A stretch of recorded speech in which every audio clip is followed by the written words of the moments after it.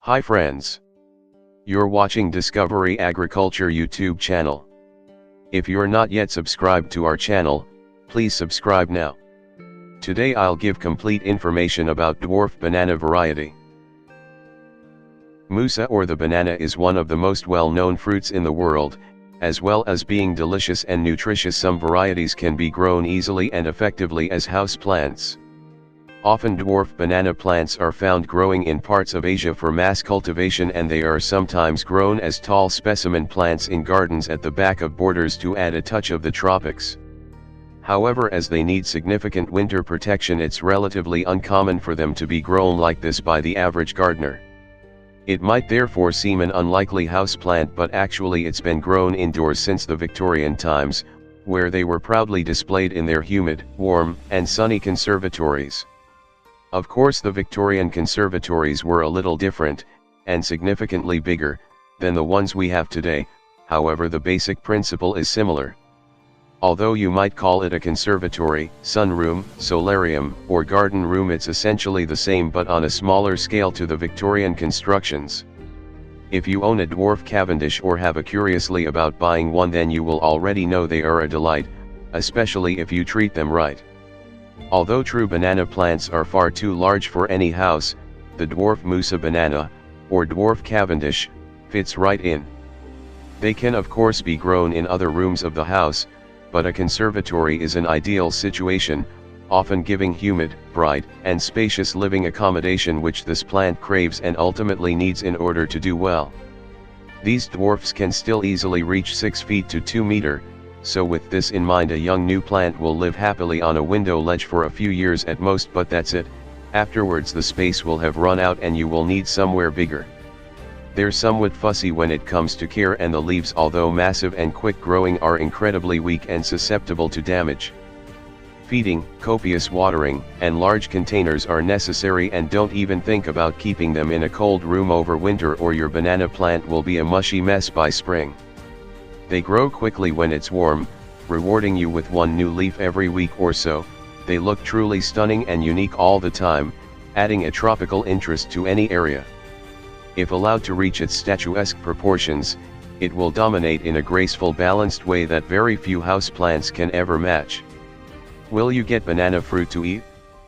It's a possibility, but conditions will have to be exceptional, so best not to hold your breath. When buying a banana plant for use as a house plant, you want to look for the common Musa times paradisiaca dwarf Cavendish. In fact, it will probably be the only one you'll be able to find anyway. It will give you the large size aspect, quick growth along with the potential of edible fruit. It will also tolerate being kept indoors all year round. The common banana must have good light, but will actually accept a range of light conditions from part shade to full Sunday. Young plants and new leaves may scorch in full summer sun, especially if your watering routine is stingy. A well-established banana plant will need copious watering during the warmest months of the year, and a good deal more than most house plants during spring and autumn or fall. This is down to its large leaf surface area, which allows a lot of transpiration to take place, a good thing in the dry atmosphere of a centrally heated home. Water when the top 4 centimeters to 2 inches of compost is dry. In a very bright, warm spot you could be doing this as much as every other day in summer. Significantly cut back in winter though, otherwise you will be inviting rot to take over. The leaves might look tough but are actually very delicate and will rip easily if certain conditions are poor. Low humidity is often a contributing factor to leaf damage, so moisture retentive pellets in the drip tray would be helpful, along with a regular misting. This plant has large leaves which form very rapidly during the growing season, so much so a brand new leaf every 10 days isn't uncommon, therefore feeding on a frequent basis is a must to fuel that level of growth. Feed well every 2 or 3 weeks using either a general liquid garden fertilizer such as Miracle-Gro, or if you make your own, that should be fine to use also. You can of course use a feed designed for house plants too. Do not fertilize when the plant isn't growing, or if you don't want to support any new growth, for example if it's already overgrown and further height is undesired. There isn't really a upper temperature limit found in the home that is damaging.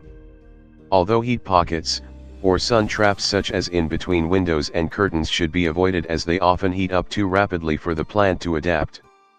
When it comes to the lowest acceptable temperature, this will depend on the variety you are growing. Some bananas will survive down to freezing, but in our experience of growing the dwarf Cavendish, it will start to take damage if you put in an area lower than 10 degrees Celsius. One year our entire plant above the soil was lost. Luckily the rhizome lived on and regrew the following spring. Still, it wasn't ideal as it had to regrow everything it had lost. Young plants, also known as pups, will fill small pots quickly, so you need to repot them into bigger ones quite frequently. This may be as much as 2 or 3 times in the first year. Normal potting compost at this stage is all you need. As they get older you can reduce the repotting to once a year. As bananas are gross feeders, it makes sense to enrich the new soil too, so you're welcome to use homemade compost or even mix in some horse manure like you would for many garden plants. However, if you use homemade compost or animal manure, it must be well rotted. You will risk serious damage to the roots and rhizome if you don't use fully decomposed material. Finished compost is dark brown or black with a crumbly texture that has a rich earthy smell. If you aren't sure, play it safe and stick to normal potting soil. The dwarf Cavendish has a suckering tendency, so young pups will be produced as the parent ages. They can be carefully cut away from the main plant, trying to keep some of the roots attached, and then potted up immediately. When treated well, banana plants are very fast growers, as much as one huge new leaf every week or so during the growing seasons. If you give it a fair bit of space, then it really doesn't take a great deal of time before you'll have a huge and full-looking plant. The variety you have and the growing environment you provide will determine the eventual height. Keeping the plant in a container that is too small, not feeding or generally being cruel will mean the maximum height will never be achieved, which might be your intention if space is sparse. Realistically, an indoor banana won't ever exceed 3 meter or 10 feet in height. In fact, half this size would still be considered generous. There are flowers, and as you might expect, they precede the rare banana fruit. Quite beautiful and unusual in appearance, but at the end of the day they're uncommon indoors. This is because the plants needs good light and a warm home for a long continuous period. Unless you're based in a country near the equator, you will get 4 distinctive seasons every year, one of which is always cold, and this can scupper the long continuous period of heat, unless you can provide artificial heat, of course.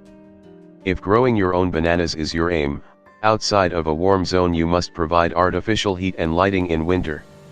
Should you be fortunate enough to grow your own, the fruits will need around 3 months to ripen, so leave them on the plant until then. The banana plant has a lot of great qualities, and one of them is that it's non-toxic to common pets such as cats and dogs and does not harm people if eaten. However, the leaves are easily ripped and damaged, so try to discourage playful pets or children from interacting with them. The leaves are delicate, so if you wash them, be careful and avoid leaf shine products. All bananas will enjoy being outside in the warmest months of the year, so if you can summer them outdoors in a sheltered corner from harsh winds, they will thank you for it.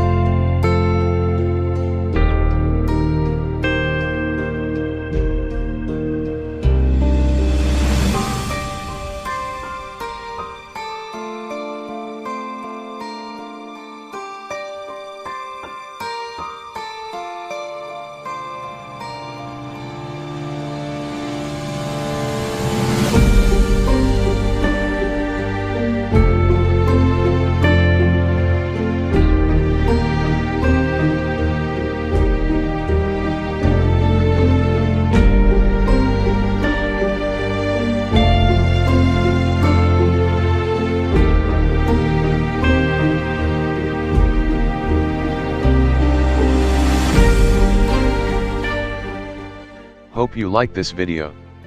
Share this video with all friends and don't forget to subscribe Discovery Agriculture YouTube channel. Thank you for watching this video.